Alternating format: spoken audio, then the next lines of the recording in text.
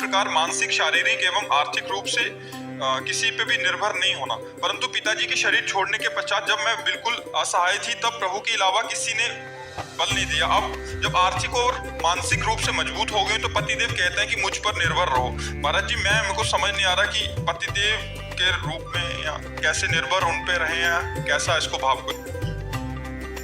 पति की अनुकूलता भी देखनी है और अपनी सामाजिक व्यवस्था भी देखनी है। कल पति के ऊपर अनुकूल में निर्भर हो जाओ और वो स्वभाव में आपके प्रति प्रतिकूलता ले आए तो फिर आप असमर्थ हो जाएंगे। तो अभी आप समर्थ हैं, कमा रहे हैं। मेरे पास कुछ भी नहीं था, तो प्रभु के अलावा कोई भी नहीं। तो हमें ये लगता है कि जो अपनी सामाजिक व्यवस्था आपने बनाई है उसे भंग नहीं करना चाहिए और पति को अनुकूलता भी देनी चाहिए। दोनों बातों का सामंजस्य बैठा लीजिए। पर हम ये नहीं चाहेंगे कि आप अपनी जो दिनचर्या कर रही हैं जिससे आपको अर्थ की प्राप्ति होती है, आप उसे छोड़ दें, ऐसा हम नहीं चाहेंगे। आजकल ऐसी बातें माननीय नहीं है। जैसे मान लो पत्नी अच्छी सर्विस कर रही है, अच्छा व्यापार कर रही है, अच्छी नौकरी कर रही है, अगर पति कहता है कि बंद कर दो, तो आज अनुकूलता दे सकते हैं, कल उनके स्वभाव में प्रतिकूलता आ गई तब फिर अपने को बड़ी परेशानी आ जाएगी। अगर अपने कर रही हैं तो फिर करना चाहिए, और नहीं कर रही उनकी अनुकूल है तो फिर प्रतिकूलता सहकर भी उनको अनुकूलता देनी चाहिए। और यदि आप कर रही तो आप करते रहिए और पति की अनुकूलता भी बनाए रखिए। पति की अनुकूलता भी, धर्म से चलिए, पवित्र आचरण रखिए और खुद अर्थ कमाइए, पति की सेवा कीजिए, समाज सेवा कीजिए। और ऐसे कोई व्यवस्था होनी चाहिए कि हमारे पाप नष्ट हो गए हैं और कितने पाप बचे हैं, ये हमें समझ में आए। वो तो हृदय में ही पता चल जाता है। इसके लिए कोई हर्षदा जी, राधे राधे महाराज जी। महाराज जी, मृत्यु अटल है, ये जीवन का सत्य है, लेकिन जब वो आए तो डर ना लगे, भय ना लगे। पहली बात तो मृत्यु किसकी होती है? अब जब सत्संग करने आए हो तो इसीलिए बता रहे हैं कि मृत्यु होती किसकी है? किसी की नहीं। आत्मा अमर है, आत्मा की तो मृत्यु से कोई, और पंचभूतों में मिल जाते हैं। अग्नि तत्व में मिल गया, जल तत्व जल में मिल गया, वायु में, पृथ्वी में, आकाश में, तो किसी की भी मृत्यु नहीं। एक पंचभूतों का मिलना जन्म और उनका बिखर जाना मृत्यु, क्योंकि आत्मा पर इसका तो कोई प्रभाव नहीं। अब इसी ज्ञान को ना जानने के कारण हमने इन पंचभूतों के शरीरों को अपना मान लिया है। इतना माया का आकर्षण हो गया, जैसे हम मान रहे अपने को स्त्री मान रहे, अपने को पुरुष मान रहे, और इससे इतना प्यार हो गया कि अब इसके छूटने की बात सुनकर डर लगता है कि यार शरीर छूट जाएगा, और जिससे प्यार है वो भी छूट जाएगा, हमारा घर छूट जाएगा, बच्चे, परिवार, पति सब छूट जाएंगे। तो ज्ञान ना होने के कारण हमको ये भय बना रहता है। अगर हमें ज्ञान हो जाए तो हमें तो कोई मार नहीं सकता। नैनम छिन्दन्ति शस्त्राणि नैनम दहति पावका न चैनम क्लेदयन्ति आपो न शोषयति मारुता। हमारा स्वरूप जो है अविनाशी है और शरीर विनाशी है, इसका विनाश निश्चित होना है। विनाश का मतलब परिवर्तन। ये अभी एकत्रित है तो रूप बन गया, और परिवर्तित हो गया तो रूप बिगड़ गया। तो हमें भगवान का नाम जप करके सत्संग के द्वारा, शास्त्र स्वाध्याय के द्वारा ये ज्ञान प्राप्त करना है कि मैं शरीर नहीं हूँ, मैं प्रभु का हूँ, प्रभु का अंश हूँ, अविनाशी हूँ। जब असलियत में ये ज्ञान अनुभव में आ जाएगा तो मृत्यु का भय खत्म हो जाएगा। और जब तक ज्ञान नहीं होगा तब तक मृत्यु, इसका नाम ही मृत्यु लोक है। यहाँ जितना भी जो कुछ है वो सब मरेगा, सब परिवर्तनशील है, यहाँ कोई टिकाऊ नहीं है। इसलिए हमें नाम जप करना चाहिए, अधिक से अधिक भगवान का नाम जप। जो नाम प्रिय हो खूब नाम जप करो तो निर्भय हो जाओगे, मरने से डर नहीं लगेगा। मरने से डर लगता है कि हमारी जो प्यारी वस्तुएं हैं, हमारे जो प्यारा परिवार है, वो सब छूट जाएगा, शरीर छूट जाएगा। तो यहाँ प्यार करना धोखा है और भगवान से प्यार करना सत्य है, और भगवान से प्यार होना कठिन है और संसार से प्यार होना सरल है। और भगवान से प्यार हो जाए तो मृत्यु का भय नहीं रहेगा, फिर डर खत्म हो जाएगा। इसलिए नाम जप करो, जितना बन सके प्रभु का नाम जप करो। भक्त की मृत्यु ऐसी होती है जैसे हाथी के गले से माला टूट जाए, उसे पता ही न चले। ऐसे भक्त का शरीर पूरा हुआ और भगवान को प्राप्त हो जाता है। तो मृत्यु का दुख जो है, जन्मत मरत दुसह दुख हुई, मृत्यु का भय जो है, ये सब मिट जाएगा। भगवान अभय कर देते हैं, निर्भय कर देते हैं। तो खूब नाम जप करे, भगवान की कथा सुने, भगवान के भक्तों का संग करे, तो हमारी बुद्धि शुद्ध हो तो ये भय खत्म हो जाए। परम मित्तल जी, राधे राधे महाराज जी। महाराज जी तो से नाम जप का प्रयास कर रही हूँ महाराज जी। इनका और ये काफी जनों का प्रश्न है कि ये नाम जप करते हैं, पाठ भी करते हैं, आपकी कृपा से कृपा का भी अनुभव हो रहा है, बट इसके बावजूद एक डर सा है कि मतलब दीक्षा का हम निर्वाह कर पाएंगे नहीं कर पाएंगे, क्या गुरु मतलब एक जैसे होता है ना कि महाराज जी उसमें एक भय सा रहता है कि कहीं अपराध हो गया तो क्या होगा। कोई अपराध नहीं। गुरु का मतलब है माँ। जैसे माँ अपने बच्चे का पालन पोषण करती है, ऐसे शिष्य का मतलब है बच्चा, गुरु का बच्चा। तो अगर हमसे जैसे बच्चे से गलती हो जाती है तो कोई गलती मानी नहीं जाती। एक बार हमें ऐसा आभास हुआ कि हमारे गुरुजी हमसे नाराज हैं, कोई गलती हो गई। महाराज जी ये गोस्वामी हमारे हरिवंश महाप्रभु के वंश के, तो ये बरसाने में मिले। उन्होंने कहा बाबा से नाराज हो क्या? तो उनको पता है कभी गुरु नाराज भी होता है, कभी गुरु नाराज नहीं होता। महाराज जी ने आके बताया, महाराज जी कह रहे कि कभी गुरु नाराज नहीं होता। गुरु माँ के समान वात्सल्य समुद्र है। हमको गुरु का आश्रय लेना चाहिए। हमें जो कमियां हैं, कमजोरियां हैं, वो डांट फटकार के प्यार दुलार से हमें ठीक करेंगे और गुरु हमें भगवत प्राप्ति तक पहुंचाएंगे। अपराध बन जाएगा तो क्षमा करेंगे, हमें निरपराध बनाएंगे। हमको ऐसे समर्पित होना है।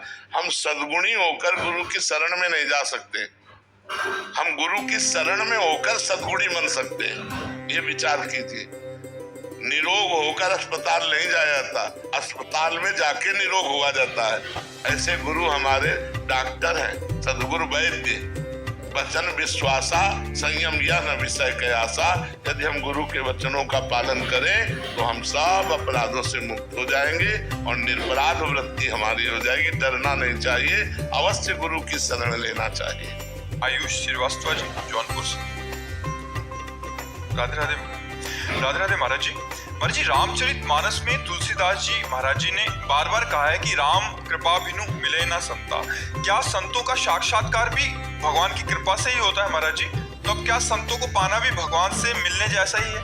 भगवान के मिलन का संयोग संतों से बनता है और संतों के मिलन का संयोग भगवान की कृपा से बनता है। अब मोहि भाव भरोस हनुमंता, बिनु हरि कृपा मिले नहीं संता। जब द्रवै दीन दयालु राघो, तो साधु संगति पाइए। देखो, संतों के संग से ही हमारे भव बंधन का नाश होता है। भगवान का संग तो है ही, सबके हृदय में भगवान विराजमान है, लेकिन हमारी दुर्गति नहीं रुक रही। भगवान की हम पर दया भी है। सब मम प्रिय सब मम उपजाए, भगवान कह रहे सब पर मोरी बराबर दाया, लेकिन हमारा काम नहीं बन रहा। जब संत कृपा होगी और हमारे हृदय में भजन शुरू होगा तब बात बनेगी। गोस्वामी जी ने लिखा है, सबके हृदय अछत अविकारी, सकल जीव जग दीन दुखारी।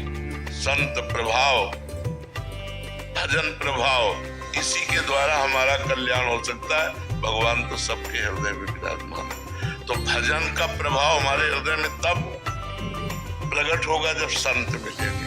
मति कीरति गति भूति भलाई, जब जे जतन जहां जे पाई, सो जानो सत्संग भाव। बिना संत संग के हमारी मति गति भगवान में लग ही नहीं सकती। तो भगवान की कृपा से संत मिलते हैं और संत की कृपा से भगवान मिलते हैं।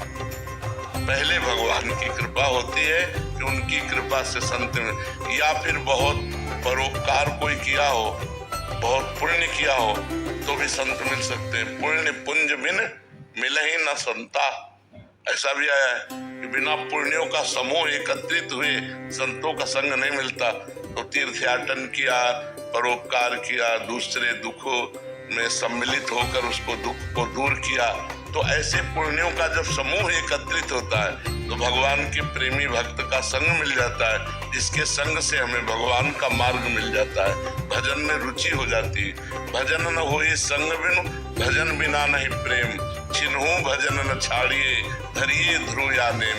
यदि भजनानंदी संत का संग न मिले तो भजन में प्रेम नहीं हो सकता, और बिना भजन में प्रेम हुए भगवान मिलते नहीं है। तो इसलिए संतों का मिलना भगवान की कृपा से ही होता है, अपने कोई प्रारब्ध से नहीं होता है, इसमें हरि कृपा होती है। पर जी इन्हीं का प्रश्न है कि क्या भक्ति में समर्पण और त्याग दोनों ही एक ही हैं या इनमें कोई सूक्ष्म अंतर है? समर्पण और त्याग अंतर है, अंतर है। भक्त समर्पण करता है और ज्ञानी त्याग करता है। भक्त का समर्पण योग होता है, नाथ सकल संपदा तुम्हारी, मैं सेवक समेत सुत नारी। मेरा परिवार, मेरी संपत्ति, मेरा तन मन धन, हे श्री कृष्ण सब आपका है।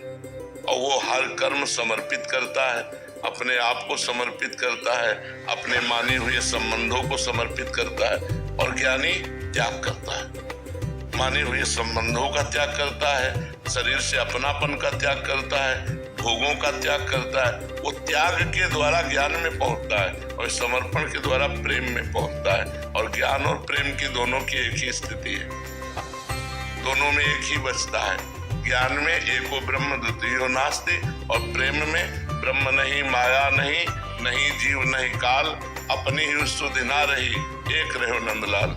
एक जब पूरे विश्व में एक तो सवाल हल हो गया, अनेक तो माया, एक जब बचे तो सवाल हल हुआ। चाहे भक्ति से हल करो, चाहे ज्ञान योग से, चाहे अष्टांग योग से, चाहे कर्म योग से, एक बचना चाहिए।